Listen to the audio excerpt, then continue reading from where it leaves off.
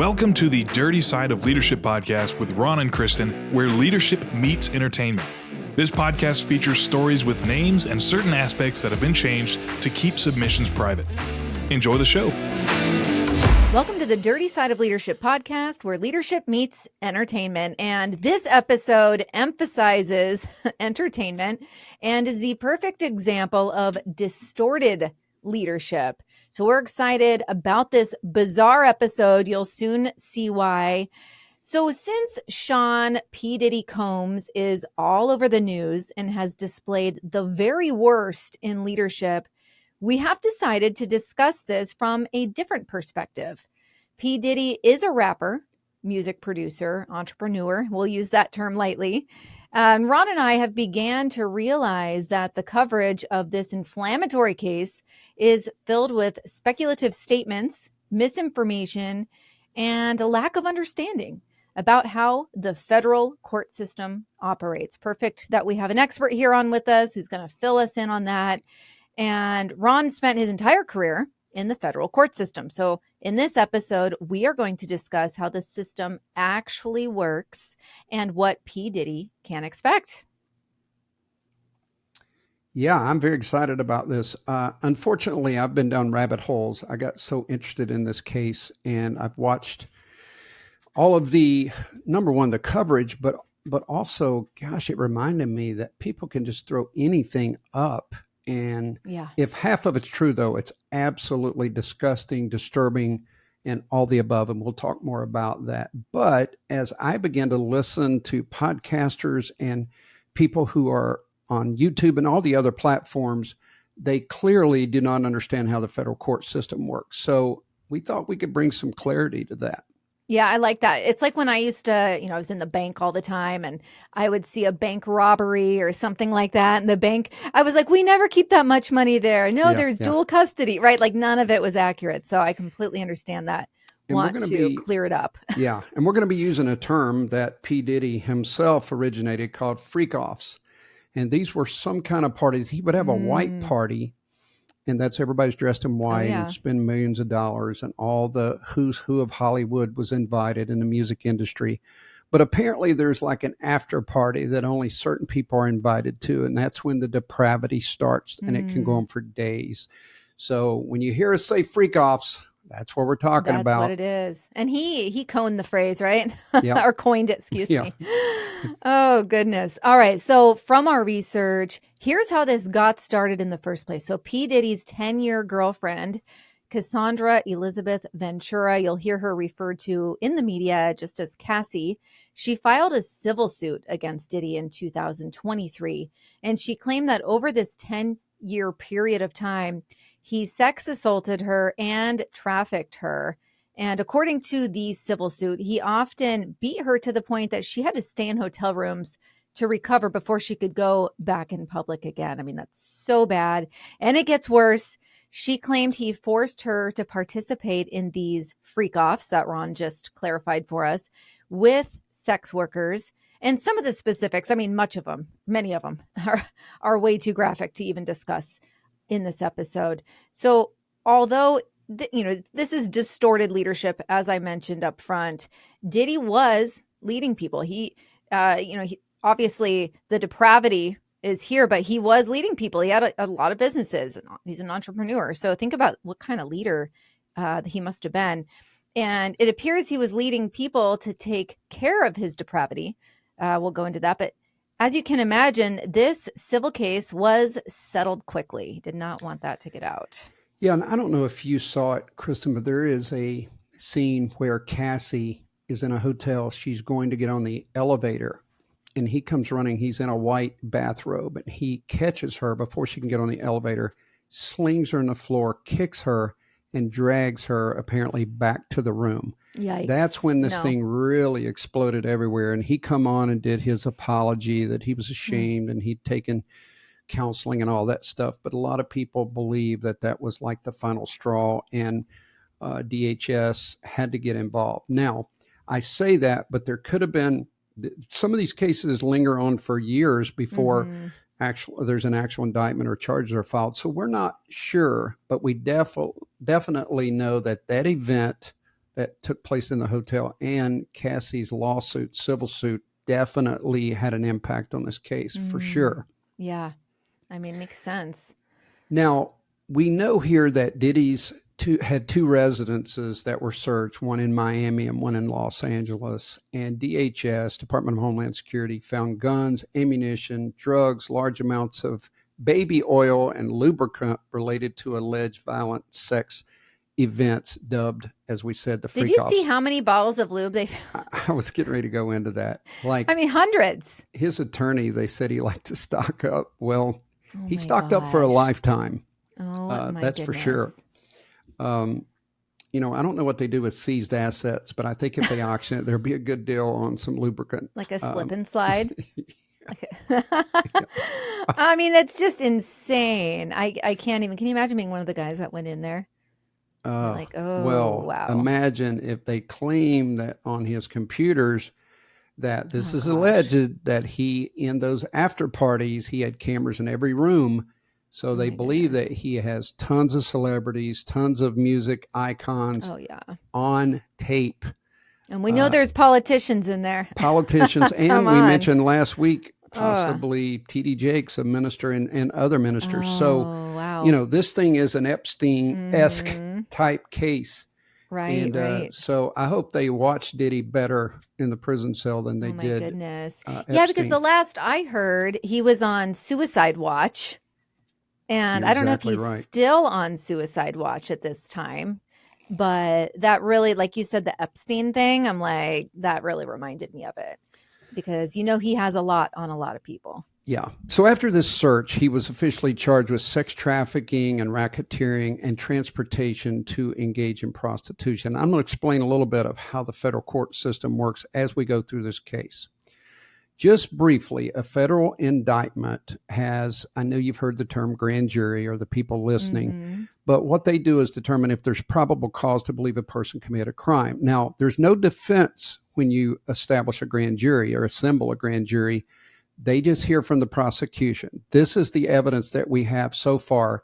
Is there enough information to establish probable cause that this person probably committed a crime?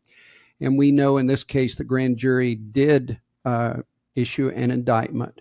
Now, the way that works, a grand jury has 16 to 23 citizens from the community. As I said, evidence is presented. Then they vote in private, in secret, and an indictment document is returned, or not returned, but in this case it was.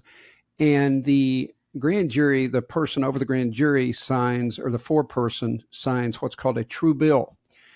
Which means that it gives the U.S. Attorney's Office permission to prepare the indictment.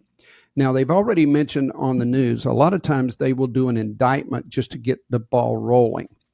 They can file a superseding indictment as more information comes into play, like they start to interview other witnesses, or let's say P. Diddy rolls over, which they think he's going to do, then the U.S. Attorney's Office can file a superseding indictment, and it exactly what it says, it replaces the previous indictment. Wow, that's really interesting. Okay, so an indictment is an important stage, I'm assuming, in the federal criminal justice system. Absolutely. This is like a non-attorney talking here. I'm not an expert. So it signals to the public that there's enough evidence to charge someone with a crime. And don't you love the way the founding fathers, and as this system was developed, there's checks and balances. This is designed so that a U.S. attorney can't just walk in and arrest you. You have citizens determining if there's even enough information for you to be charged. It's brilliant. It's absolutely brilliant. Started in Greece. There's a long history of that. But anyway, it you're really correct. is. So if a fraction of these allegations that we're seeing with Diddy are true, we are certainly dealing with a depraved narcissist. We've covered narcissism on a few episodes. The most popular, My Boss is a Narcissist. And it makes you wonder how Diddy was able to do these freak offs. I feel weird even saying that. I know.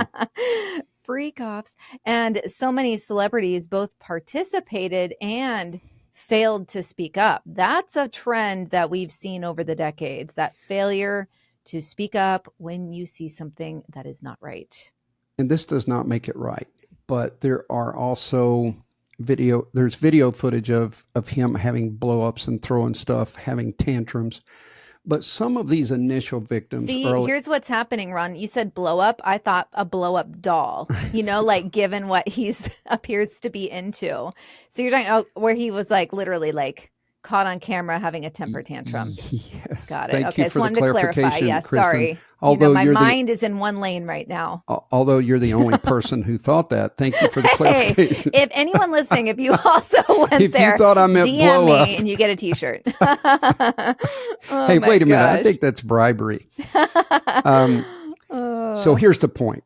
P. Diddy would get people, some of these, he would bring them onto his label, Bad Boy Records. He would bring them onto his label, and it started that way, like he's this great mentor. And there's story after story of young college students coming to be mentored, and boy, did they get mentored, if you know what I mean. Yeah. And so Cassie, by the way, was on his label. So that was part of, he's going to launch this huge The 10-year career. girlfriend. Yeah. We are also learning, see. and this is just a tip of the iceberg, and I mean that, but there's names come up. We know that Jay-Z was big buddies with Diddy. Then you've got Beyonce, and there was a shooting in a nightclub where it is alleged, not Beyonce, I'm sorry. Beyonce played a different role. This was Jennifer Lopez. Right. She was carrying a gun that was used to shoot this person. Now, another person took the blame for it, but there are apparently when they got stopped by the police, J-Lo had gun residue on her hand. So that is being discussed. Cuba Gooding Jr. is believed to have attended these after parties. Beyonce and Steve Harvey's name has come up, and P. Diddy actually is seen on a family outing with Steve Harvey and his daughter. And some people say he dated Steve Harvey's daughter, adopted daughter. Who knows for sure? Yikes. But one of the most troubling parts is this video where he's got 15-year-old Justin Bieber. Oh, yes. And he is saying that he has custody of him for 48 hours. He had custody of Usher when Usher was 15. And who knows what Usher went through, because he was on Howard Stern and made some roundabout allegations toward what happened during that time. But there are pictures from that not only does P. Diddy brag that he's got custody of Justin, but there's pictures that look like Justin is completely wiped out on either drugs or some other substance. And no one knows what happened to Justin Bieber, but we know that he's had a ton of mental issues and a lot of things, which made me feel much more sympathy toward him when he's a 19-year-old billionaire doing stupid stuff. What do you expect from him? Yeah. And so that he was leading worship the other day. I was going to tell you that. Yeah. My daughter went to the Dream Center, in her first church service, she sends me a video where he's playing worship songs, but it appears to have gotten more and more intense. I worried about him shifting gears, the Carl Lentz. I don't know if you saw all of that Hillsong saga, but Carl Lentz was Justin's pastor, and then he goes off the deep end and does a bunch of stuff. So I'm so glad that Justin has returned, it appears, to the faith. Right. It does seem that way. And we also mentioned Bishop T.D. Jake's name coming up, and I think there's a couple other ministers that have come up. So this thing is wild, Kristin. It's so wild. Yeah. Well, the federal court system. So, okay, what happens after an indictment? Okay, and we will continue down the P. Diddy Puff Daddy road here. I know. So, what do you call him? He's had like 10 names. So yeah, the newest is P. Diddy. But Puff Daddy was Puff Daddy was the one for years. Oh yeah. So once that indictment is arrested, that gives law enforcement officials permission to arrest someone. In the case with P. Diddy, they allowed him to turn himself in. That's not totally uncommon, but it's certainly done with big names. And I think P. Diddy must have thought, because he's turning himself in, that he would make bond or bail. Yeah. But after he was arrested, it turns out he did not make bail. Now, I'm going to walk you through very quickly. Was he not offered the option, or did he not have enough money? I'm going to explain it. Okay. Good. He's definitely got enough money. I know. I figured as much. Okay. So here's how it works, and I have to give a shout out. So this is where my former agency comes in. I'm going to mention two agencies. Nice. I'm going to mention U.S. Pretrial Services and U.S. Probation. They both play a very important role in the federal sentencing, in the federal system, but they're not talked about very much. So P. Diddy comes in. He is taken immediately to the U.S. Marshal Service office. They basically do an intake. They fingerprint. They do all that stuff. Then Immediately, U.S. Pretrial Services comes, and I just provided training for U.S. Pretrial in Texas a few weeks ago. They come in immediately and they interview the defendant. They take down all this information. Then they make a report to a U.S. magistrate judge, not a district judge, but a magistrate judge. Their terms are 8 years. Oh, wow. And they recommend whether this person should be released or kept in jail. I'm guessing U.S. Pretrial Services recommended detention on P. Diddy because when he went in for his initial appearance, the court determined that he might be a threat to witnesses. And he was ordered detained. I do not think he believed he would be detained. So then that's where they put him on suicide watch. So I see. it's getting more and more crazy. Yeah. So when people are arrested on federal charges and they are ordered to custody, I know he's on suicide watch, but where are they held? Is it separate from the rest? Well, a high level case like Diddy would be in solitary confinement for the most part because they've got him under suicide watch. But basically the U.S. Marshals has contracts with various jails because a lot of people think when you get arrested on federal charges, you're held in federal prison. That's not the case. There's not even that many federal prisons that would be close by. No, they contract with jails, and this one is the jail in Brooklyn. I'm drawing a blank on the name, but that's where he's being held. Oh, interesting. Yeah. Okay. Because then there's privately owned. I wonder if that matters. There's, public owned, privately owned. It does. It's big money business. We'll talk about that in another episode. Oh, yeah. We should do, leadership within. I know we actually did an episode early on. It was like prison leadership. And it was about the inmates and based on inmates. Yes. Right. Personality traits. And then also, didn't we do it? We also incorporated folks that work there. We did. But the business of this, the business of being incarcerated, that would be a great episode. Yeah, I think so. Okay. So you're going to go over the arraignment, right? The next steps, yes. Okay. So then you go into an arraignment, and that's where you enter a plea. Okay. And almost everybody, I worked federal court, as you said, my whole career, almost everybody enters a plea of not guilty. That's what you start with. That's not held against you. But then there are pretrial motions, hearings. There's all kinds of motions being filed during this process. And of course, Diddy's attorneys are working to try to get him released on bail. Yeah. But he can afford the best, right? He can afford the best. But it looks like this magistrate judge might have stuck to their guns. So We'll see. It's refreshing because we don't see that often. True. Or often enough, I should say. So, all right. So I've heard that very few people actually go to trial in federal court. Is that true? I am so glad this question came up because this is so important. Only 2 to 3% of people go to trial in federal court. I probably saw 2 trials my whole career. And the U.S. attorneys there's 94 judicial districts. Each district has a U.S. attorney that's appointed by the President of the United States. So this U.S. attorney, they pride themselves on winning. And so most of the time, there is always a plea bargain or a plea deal that people have heard about.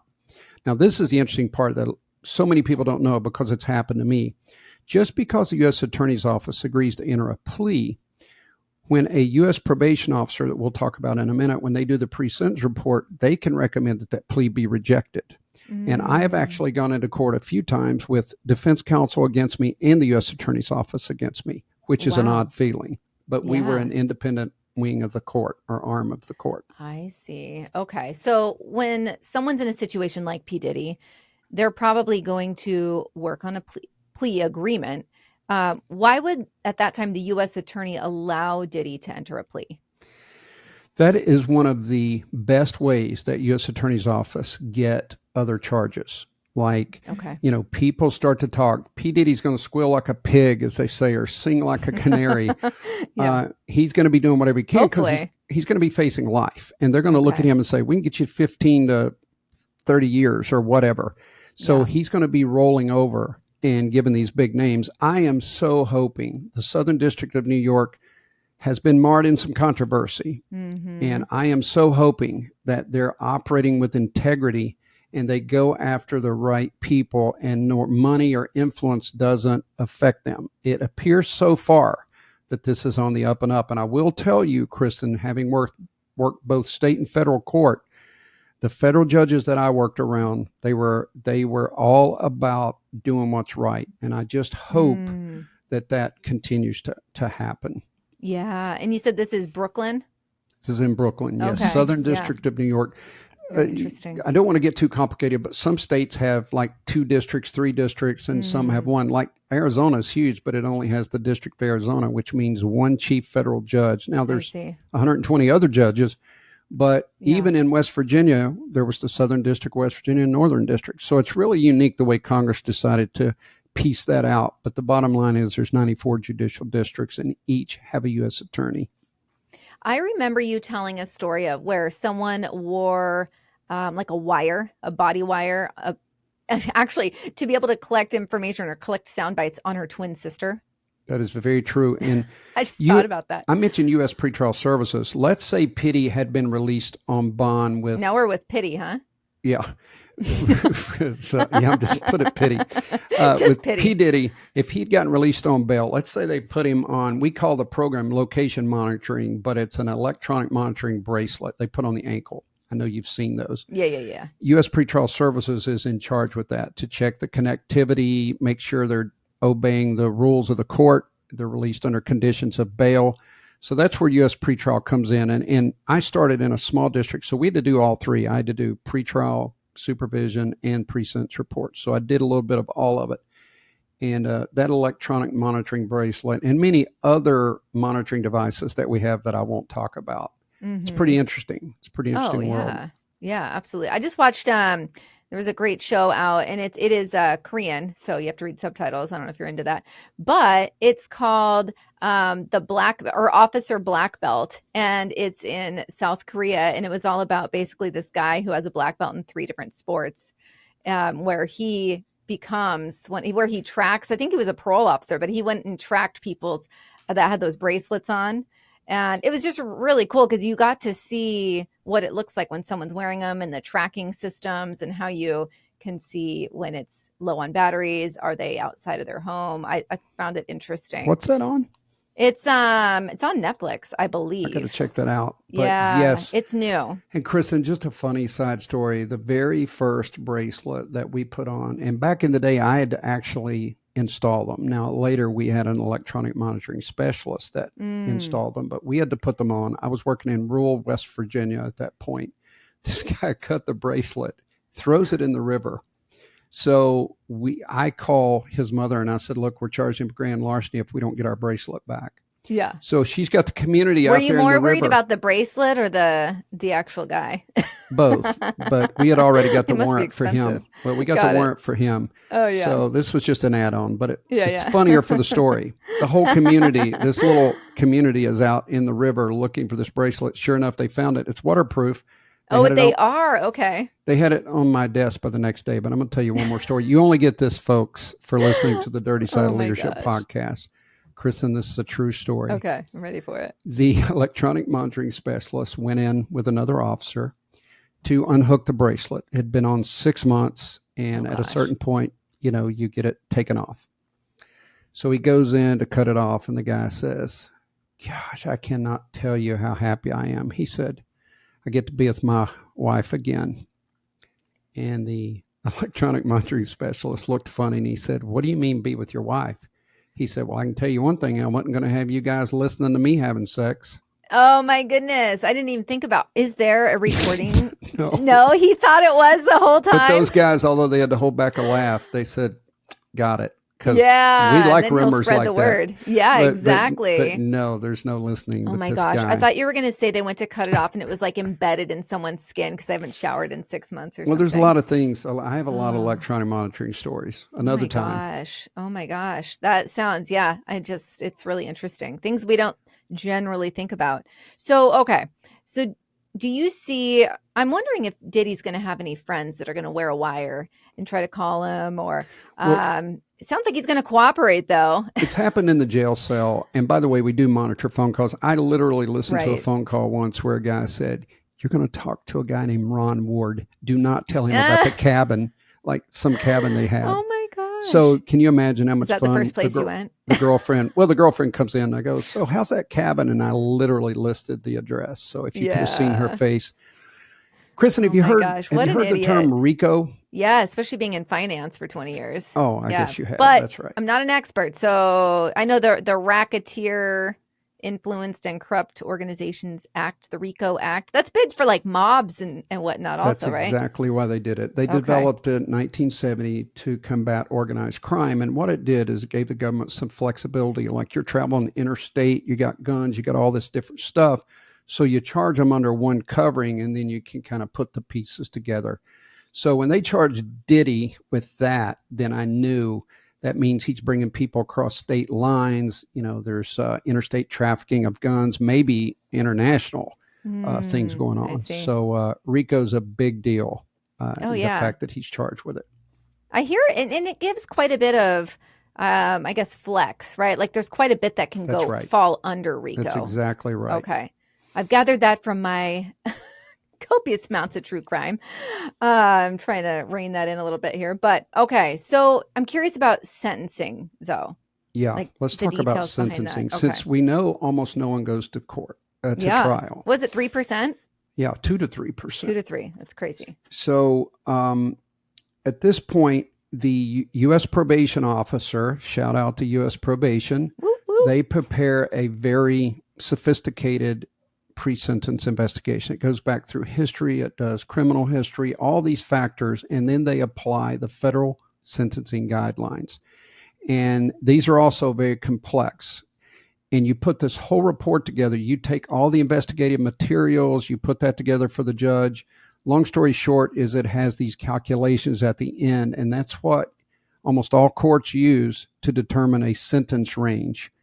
And that's what will happen in this case. Okay. I guarantee you're going to hear at some point Diddy has pled, and there's some kind of a plea agreement that's going to get him like 15 to 20 years.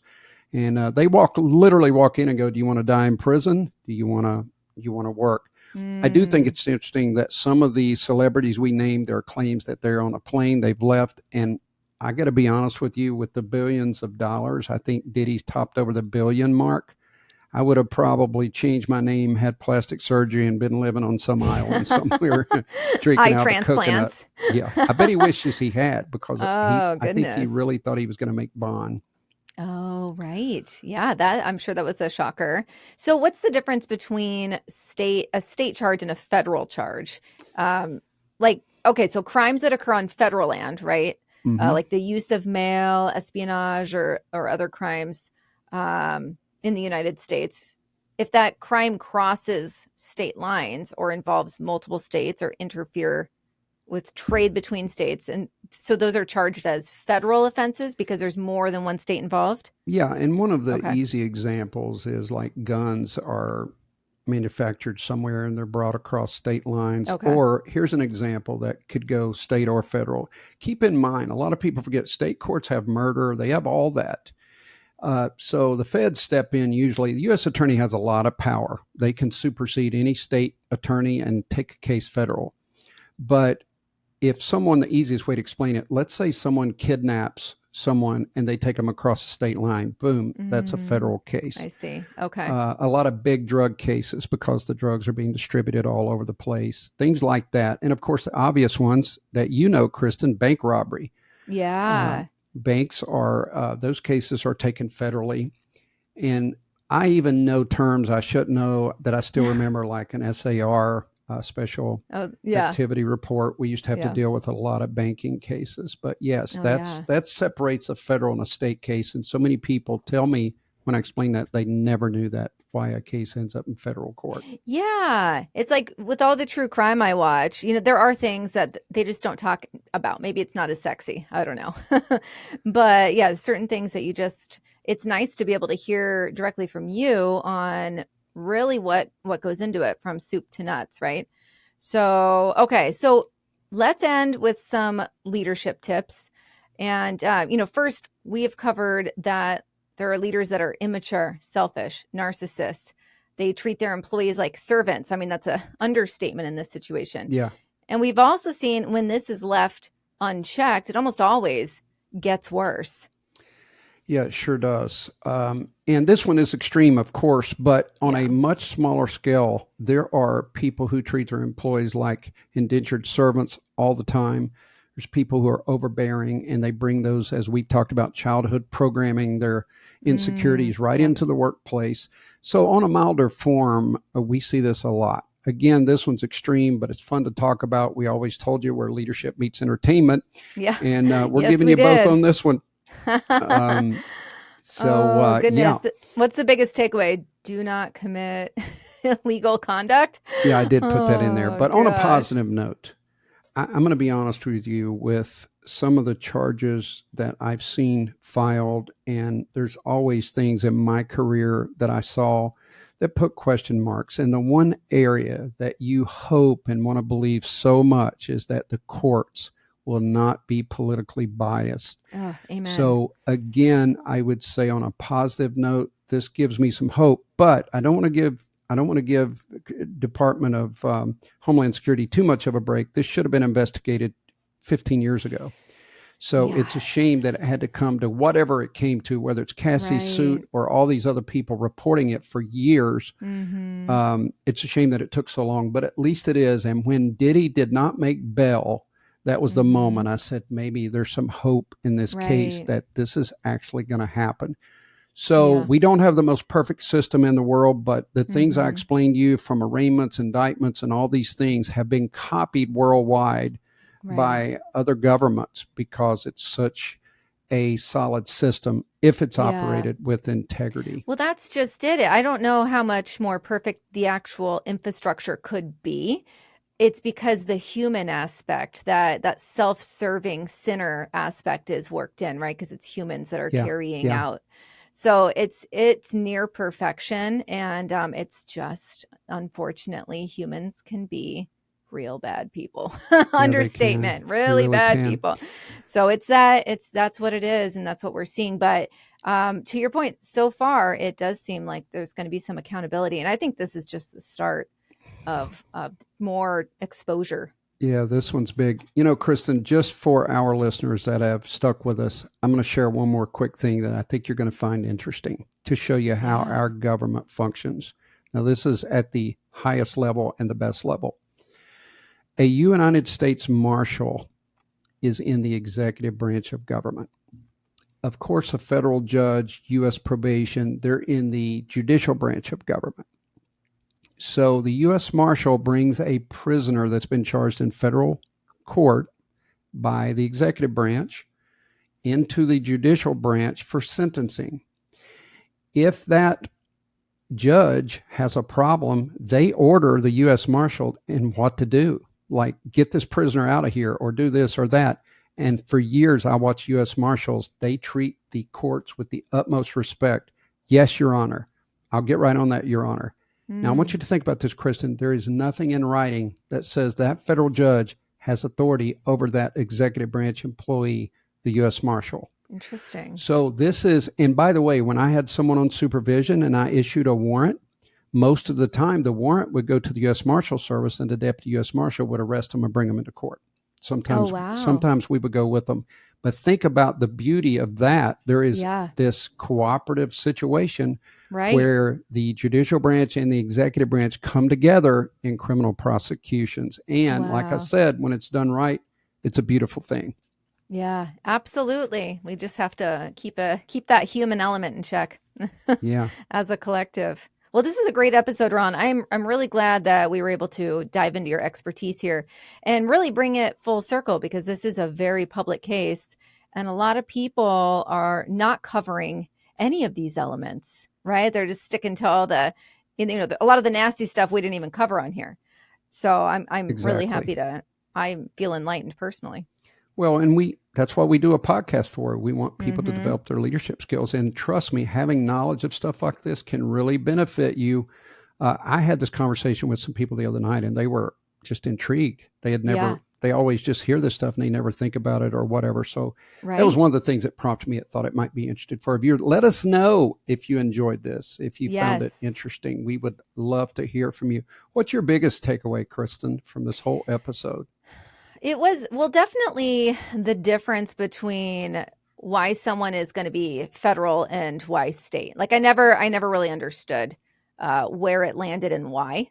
Right. So just understanding that perspective more is really something that I'll remember when I'm watching all my true crime and just things, pop up in my feeds. I'll be able to understand how they're being charged and why. Mine was don't attend freak-offs, but hey, what do I know? Yeah, tempting, right? Just kidding. No, insane. So, and gosh, I can't even imagine what else is out there. I don't want It's to. going to be a lot. All right. Yeah. We hope you enjoyed this episode, and please don't forget to rate the podcast, screenshot the rating, DM Kristin or me.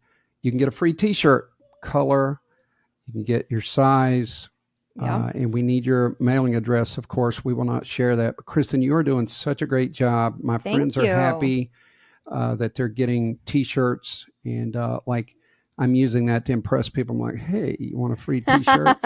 I love it. Hey, keep going.